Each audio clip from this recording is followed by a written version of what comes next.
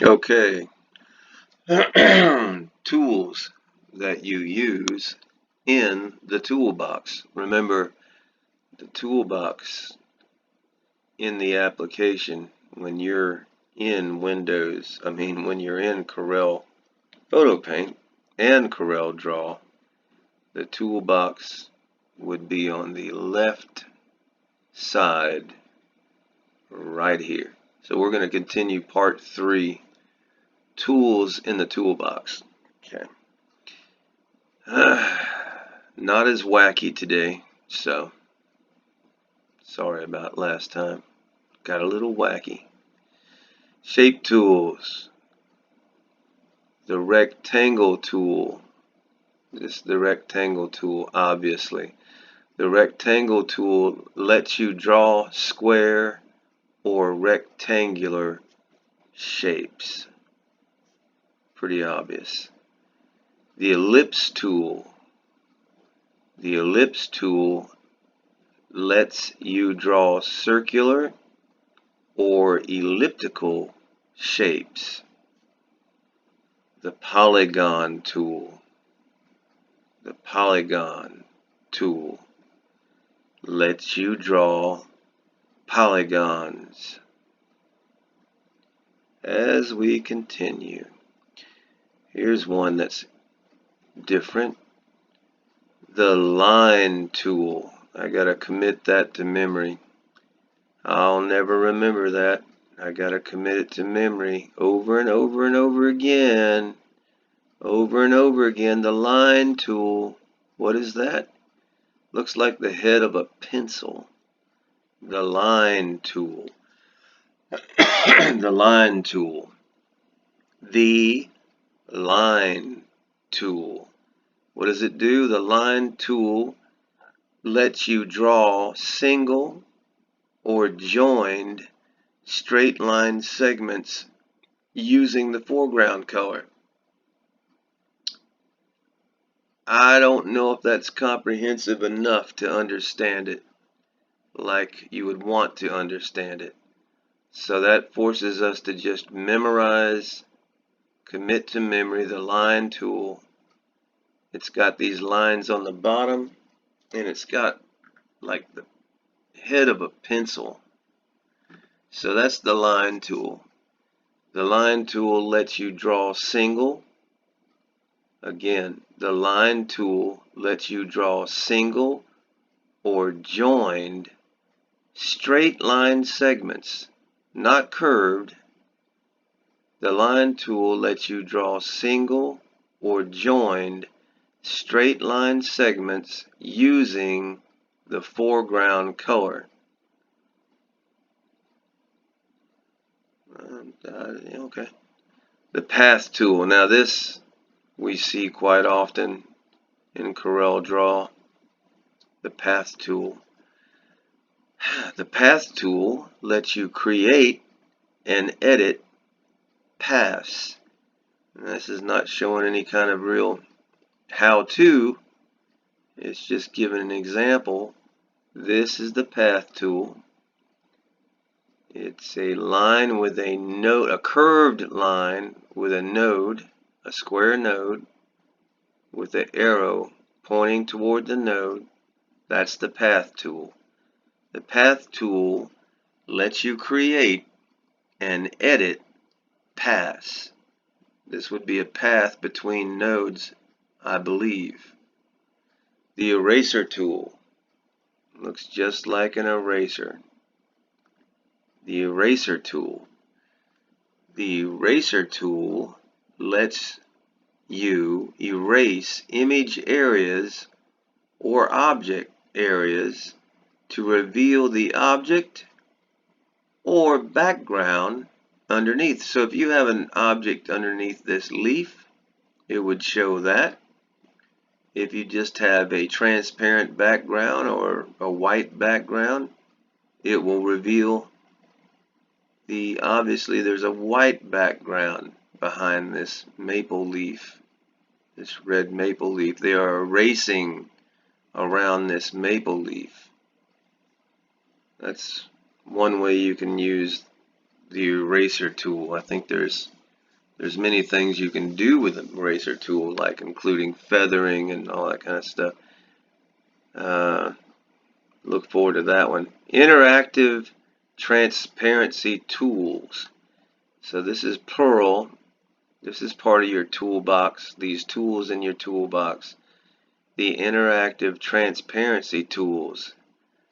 This square with a black arrow bottom right that looks like a shadow is this drop shadow tool. Remember that this square with the black arrow that resembles a shadow or reminds us of a shadow is in fact the drop shadow tool, and it lets you add shadows to objects. And there's your shadow that they applied underneath the sports car.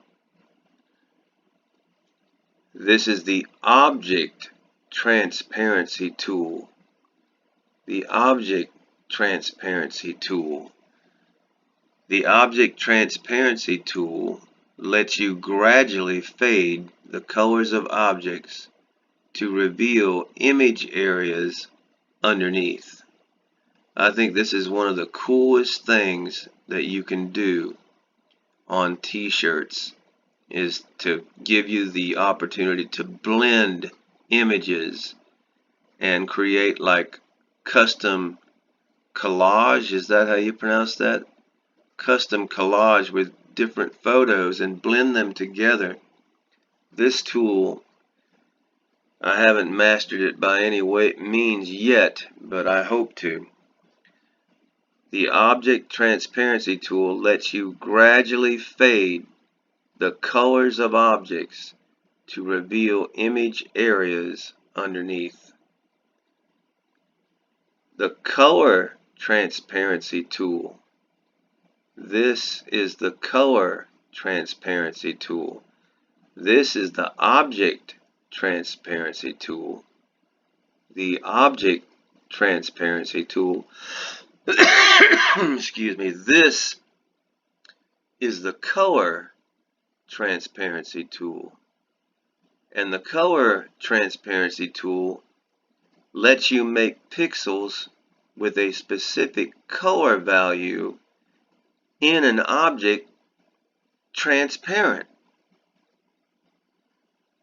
What does it do?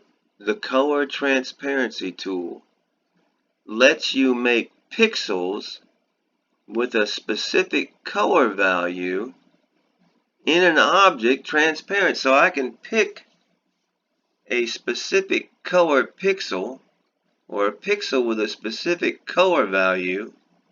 I can make that pixel with a specific color value transparent in an object. Okay. Object transparency brush. So it's got the same icon as transparency tool, or the object transparency tool, because this is the object transparency tool. This is the color transparency tool. This is the object transparency brush. The object transparency brush. It lets you brush areas on an object to make them more transparent. I like that. I like that. It lets you brush areas on an object to make them more transparent. So anywhere I brush on an object, it makes it more transparent. And that's as good as it's going to get for the time being. We're going to learn more about that. That sounds like something I want to use a lot as well. The eyedropper tool. This is obvious. Eyedropper tool. The eyedropper tool lets you choose colors from an image. So you click the eyedropper tool, go over to an object or an image, And they're clicking on this color, and it selects that color for you in the eyedropper tool, where you can add that color to different sections. And we're going to learn more about that. The eyedropper tool lets you choose colors from an image. So if I want to know what color that is, and I want to add it to my palette or my image description area and use it in other sections in the image area, I take that eyedropper tool, lets me choose colors from an image. I just bring it over and I select, and it'll let me choose that color from that image. Fill tools. There's a bucket with paint or ink, or a bucket with ink or paint inside that bucket. The fill tool. The fill tool. That's a fill tool also, but it's the interactive fill tool. This is the fill tool. Is there another type fill tool? Not that I see so far. Not in the toolbox, at least. So we have two fill tools to learn right here, or at least to memorize what they are. The fill tool in the toolbox. The fill tool lets you fill areas with one of 4 fill types: uniform, fountain, bitmap, and texture. And of course, we're not going over how to use them. We're just memorizing their description. This is the fill tool. It's got a yellow paint dripping out of it, and inside the bucket, the can, that's the fill tool. The fill tool lets you fill areas with one of the 4 fill types. So I can fill areas with one of 4 fill types. They are the 4 fill types are uniform, fountain, bitmap, and texture. The interactive fill tool, I've seen this in action. Tom uses this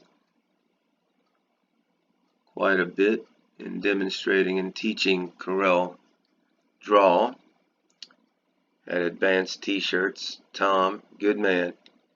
Look forward to getting his plug-in for Corel Draw.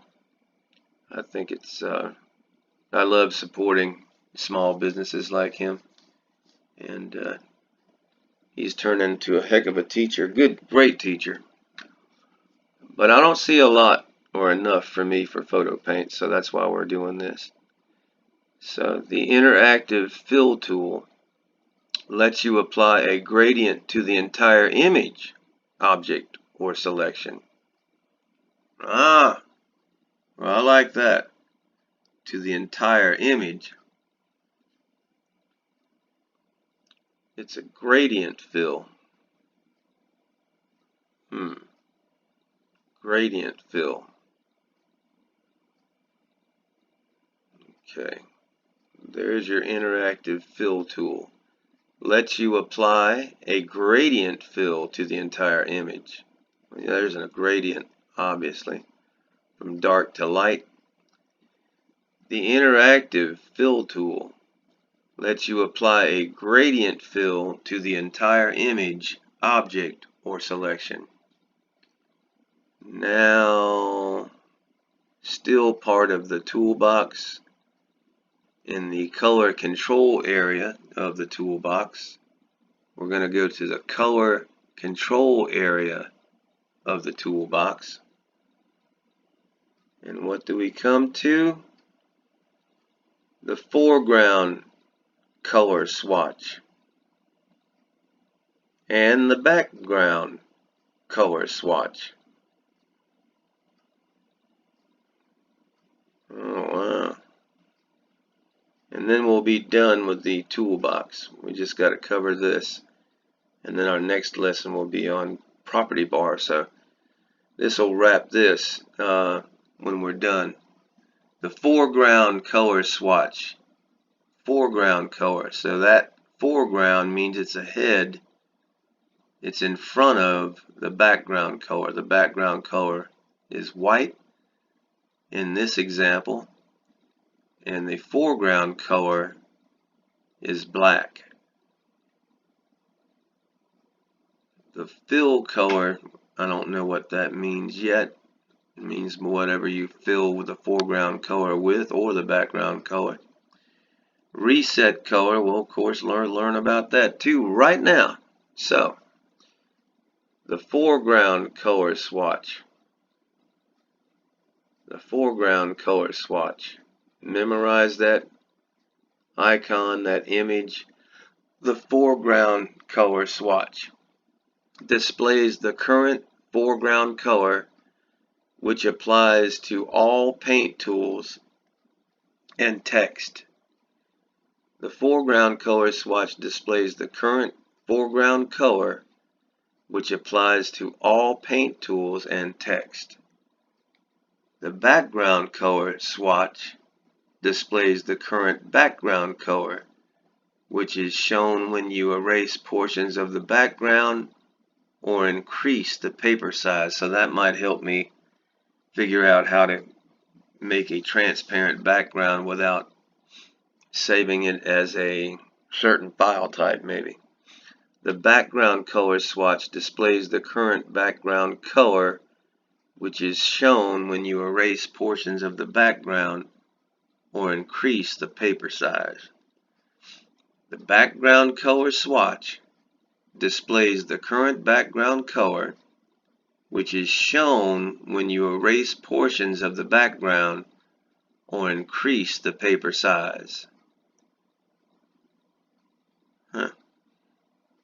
The arrow lets you swap the foreground color and the background color.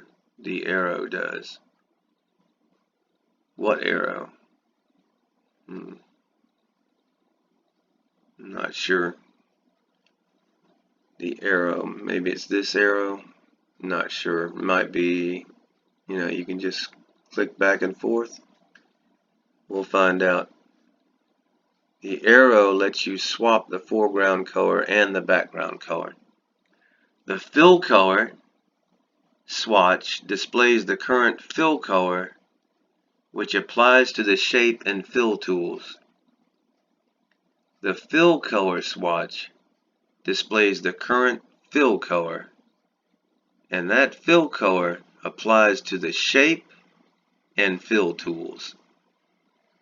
You can change the foreground, background, or fill color by double-clicking the respective color swatch.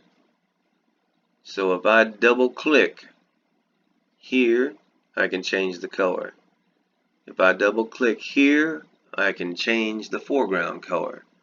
If I double-click here, I can change the background color. If I double-click here, I can change the fill color. If I double-click here, I can change the reset color. Now, I don't know if that's true. That's what it sounds like.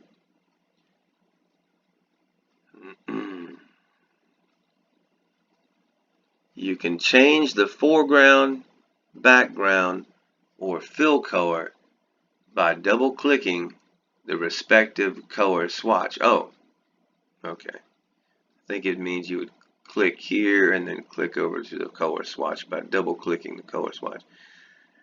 The reset color icon lets you return to the default colors, black as foreground and fill colors, and white as a background color. So all you got to do is click the reset color icon,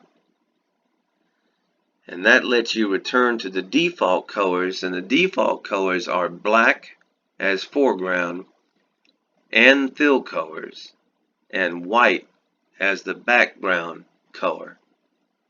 Alrighty, as Tom would say, we're going to wrap here and see you